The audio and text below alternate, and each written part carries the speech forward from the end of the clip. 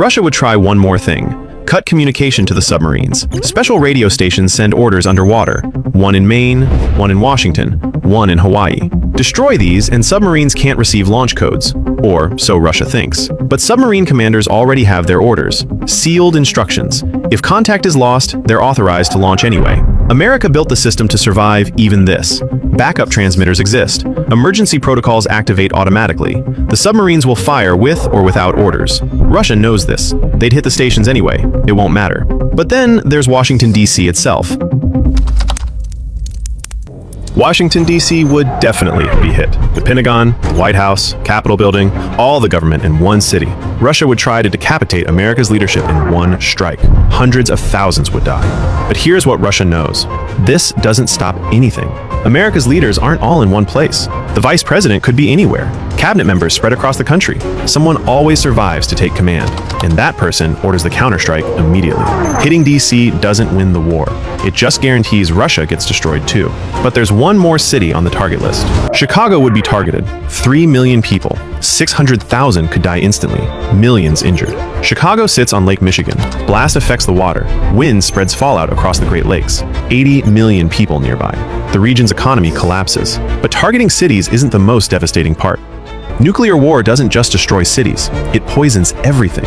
Rivers become radioactive. Rain carries contamination for hundreds of miles. Crops won't grow in contaminated soil. Animals die from radiation sickness. Wind patterns spread fallout across entire regions. Where the fallout goes depends on the weather that day, which way the wind blows, how much it rains. Some areas might be safe. Others become dead zones for years.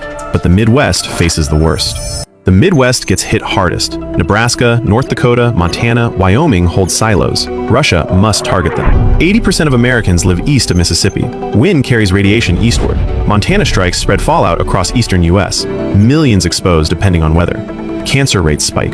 Birth defects increase. And that brings us to the total cost. If Russia launches, the death toll is unimaginable. Major cities hit, millions dead instantly.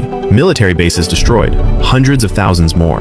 That's just the direct hits. Princeton University studied what a full nuclear war would look like.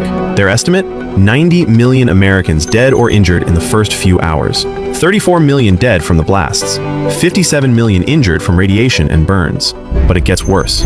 Radiation spreads for years. Crops fail across farming regions. Nuclear winter blocks the sun. Temperatures drop worldwide. Growing seasons collapse. Famine spreads globally. Total deaths worldwide could reach hundreds of millions, maybe over 1 billion when starvation and disease hit. And this assumes both sides only use part of their weapons. Russia has around 5,500 nukes. America has nearly as many. If they used everything, civilization might not survive. So will any of this actually happen in reality? Will this happen? Unlikely. Russia knows launching nukes guarantees their own destruction. America would detect launches immediately. Within 30 minutes, missiles would be heading toward Russia. Moscow, St. Petersburg, every Russian city. This is mutually assured destruction. MAD. Both sides destroyed. That's why it hasn't happened. From first launch to devastation, 30 minutes. No time to negotiate. Targets already programmed. One mistake could trigger it all. Russia's targets aren't random. New York for the economy, LA for the West Coast, missile silos to stop retaliation, command centers to create chaos, DC to kill leadership. Everything hits at once, within 30 minutes. Princeton estimates 90 million casualties immediately, hundreds of millions more from fallout and famine.